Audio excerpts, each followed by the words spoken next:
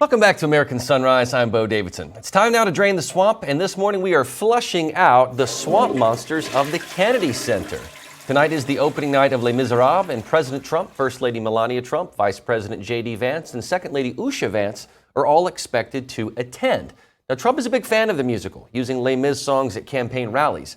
But at least 10 members of the cast are pledging to boycott the president's attendance at tonight's performance, refusing to take the stage. CNN reported the performers' decision last month. This all comes amidst tension between the Trump administration and the Kennedy Center in regards to a massive overhaul of their leadership and reshaping the center's values. Well, let's bring in Dr. Gina and Emily to discuss. Dr. G, I know you've been to Mar-a-Lago many, many times. You know the president well. You know how he gets on the iPad and turns on that music. He loves the arts. And I think it's honestly worth celebrating that we have a president that embraces the arts and wants to usher in a golden age of the arts. He loves the arts, Bo, but Les Mis is actually either, I would say, his favorite, just guessing from the amount of music he always plays at Mar-a-Lago from the play, or Phantom, one of the two. Yeah. But he really does love him, and I think, first of all, I love that he understands and knows the history of the play Les Mis and the French Revolution, of course, that it's based on. That makes me happy because I think probably a lot of presidents, a lot of candidates for president, I think if you were to ask Kamala what she thought about it, she probably has never been, doesn't know. It's just a guess.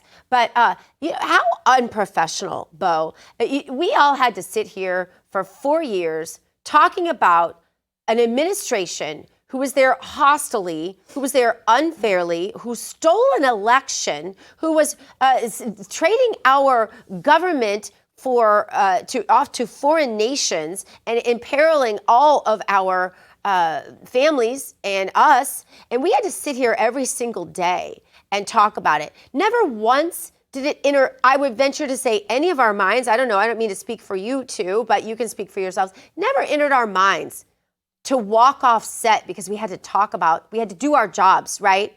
Right. This is so unbelievably unprofessional. These actors that are refusing to go absolutely need to be fired. But let's welcome to American Sunrise the Vice President of Public Relations for the Kennedy Center and former White House Deputy Director for Strategic Communications in the first Trump White House, Roma Duravi. Roma, it's always nice to see you.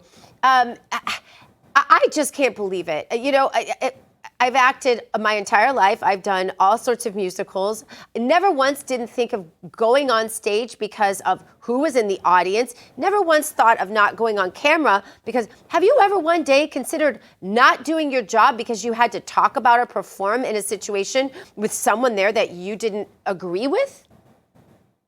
Absolutely not, Gina. You know, we think that it should be a performing arts center for all Americans. And that's something that the new leadership that Ambassador Rick Grenell is talking about consistently, nonstop, regardless of what the mainstream media is telling you about what we are doing there. We are truly creating a space for all Americans.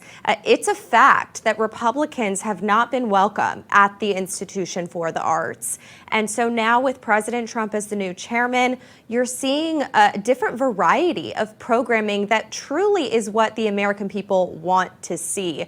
More family-friendly programming, more faith-based programming, and it's selling out. There's no argument to the data. We literally had to add an entire second screening of The King of Kings because that's how excited our patrons got for this program coming to the Kennedy Center. So you're going to see a lot more of that from us, and no artist putting up their fist and shaking it is going to stop what we're doing there. We're creating a space for everybody, regardless of their political beliefs, their religious beliefs, and you should be able to sit in a theater next to people of all beliefs and enjoy the performing arts.